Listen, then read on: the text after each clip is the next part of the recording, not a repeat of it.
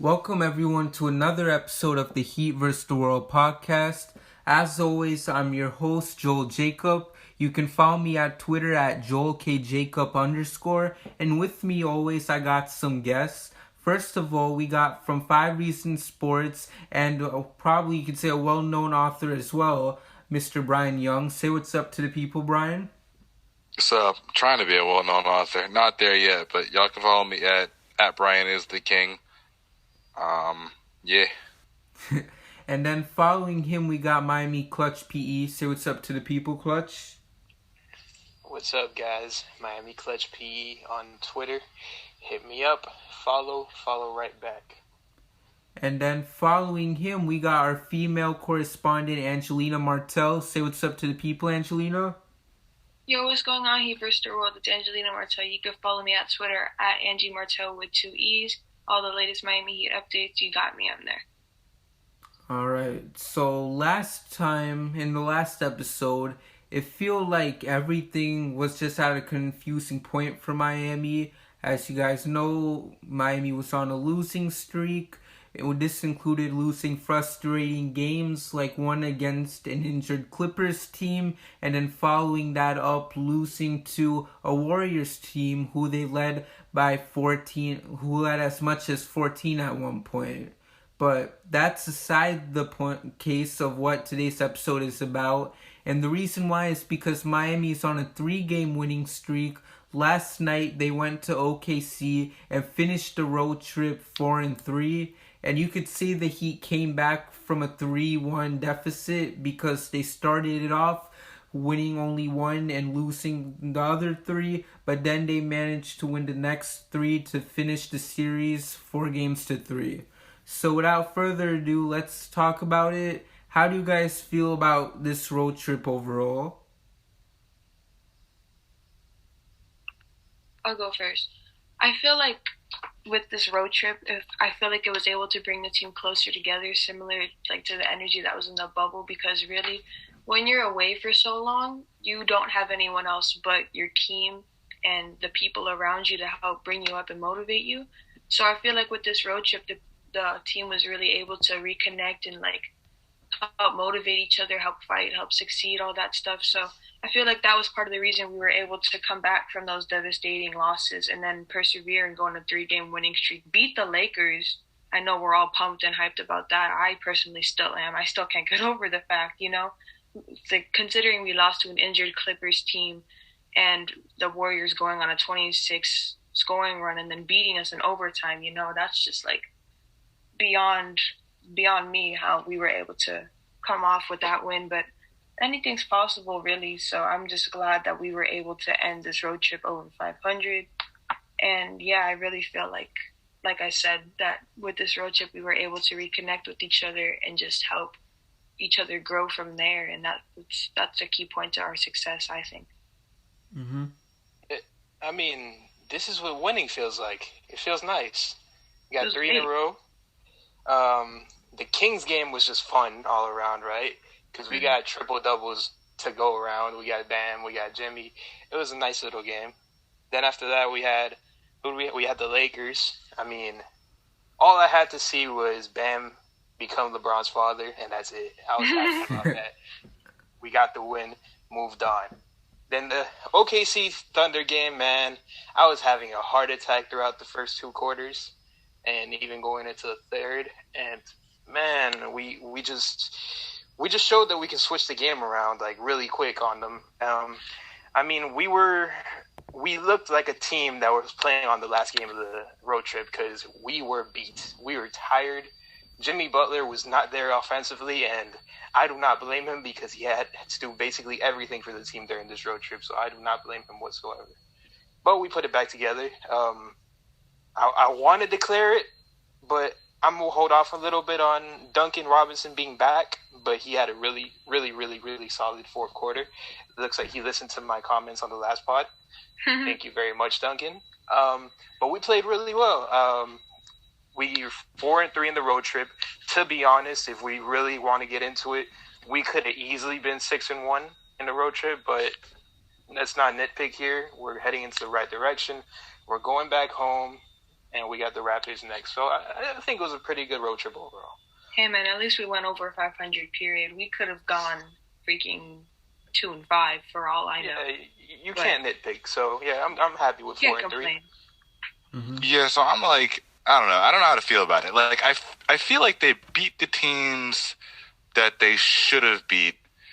I mean, 4-3 for where this team is at is pretty good. It's like, all right, but I mean, if you just go back over the games, like even that Lakers, like assuming that, I know that you can't do this, but assuming health, they probably would have lost to the Clippers anyway if Kawhi and Paul George were there. They probably would have lost to the Warriors if Draymond and Wiseman were playing anyway. So those games are kind of scratches.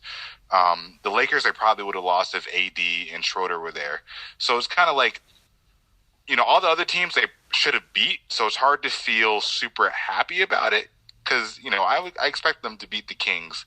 I expect them to beat the Rockets and the Knicks, but I'll take it.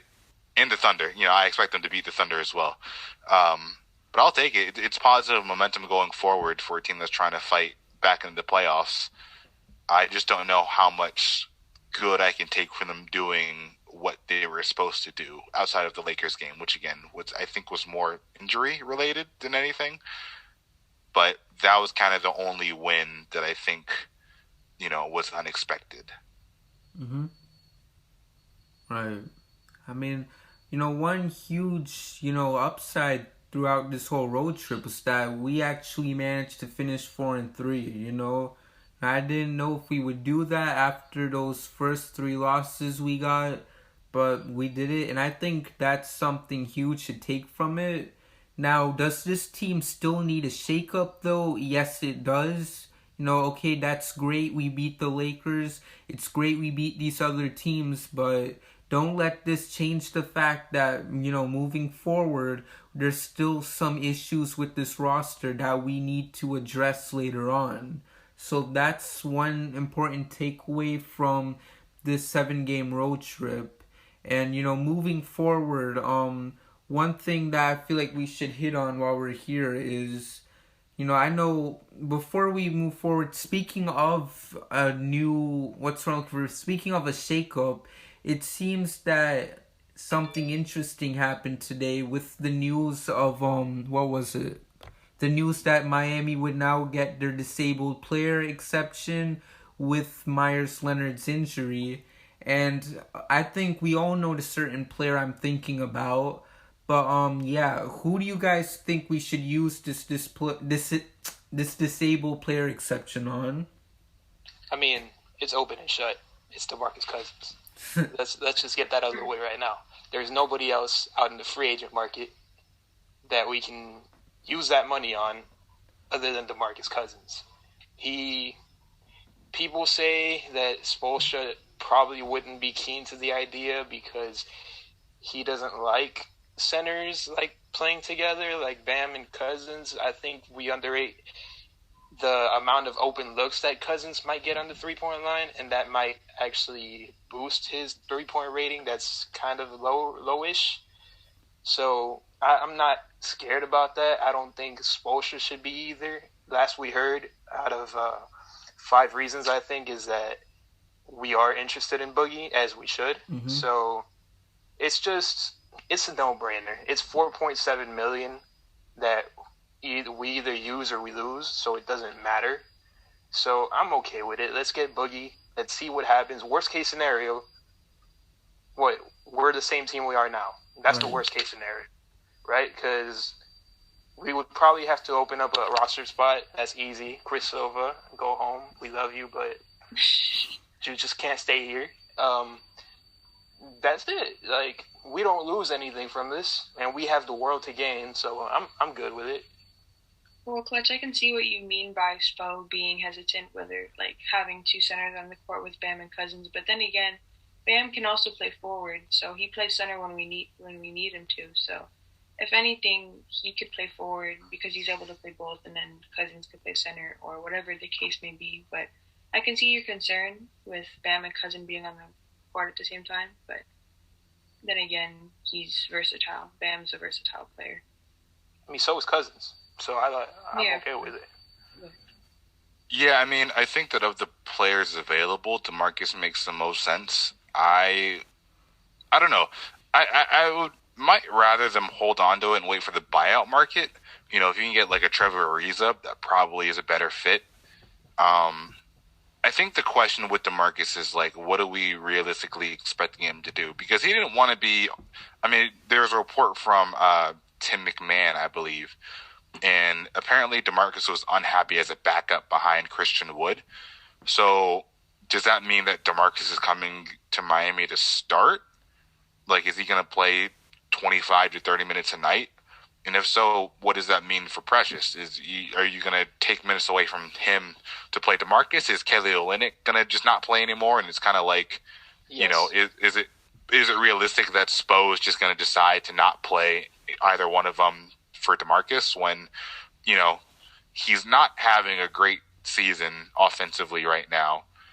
And, you know, like defensively, he's toast. You know, he's just kind of done. Like, he was never a good defender to begin with, and now he's a guy that can easily be picked on in the playoffs. So is Kelly Olynyk. No, absolutely. But I mean, I don't even know if DeMarcus is more mobile on that end than Kelly at this point. Like, that man moves slow, and I just don't know if Spo is gonna feel comfortable playing Bam and DeMarcus or Precious and DeMarcus big minutes. I mean, I guess it's like, I guess you do it if there's nothing else out there, but I just don't know how much he's actually going to change anything. What if you play DeMarcus in a first half of the season Myers Leonard type of role? He doesn't have to play big minutes, just start him. See how well he does. If he plays good, you keep playing him during the game.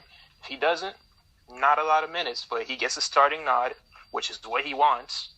Big minutes, I don't know, but it's still something. Is that preferable for DeMarcus than just going to the Lakers and starting and potentially winning a championship, though? Last I heard, there was a report that the Lakers are not going to pursue DeMarcus Cousins. Really? I saw it. Yeah. I'm going to look up the tweet while we talk, but yeah, that's the last yeah. I saw. Lakers aren't expected to pursue DeMarcus. Mm-hmm. What about...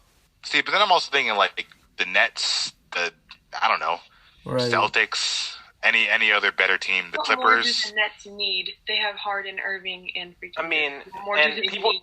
people say it doesn't matter, but Boogie's tone when talking about James Harden to me speaks volumes.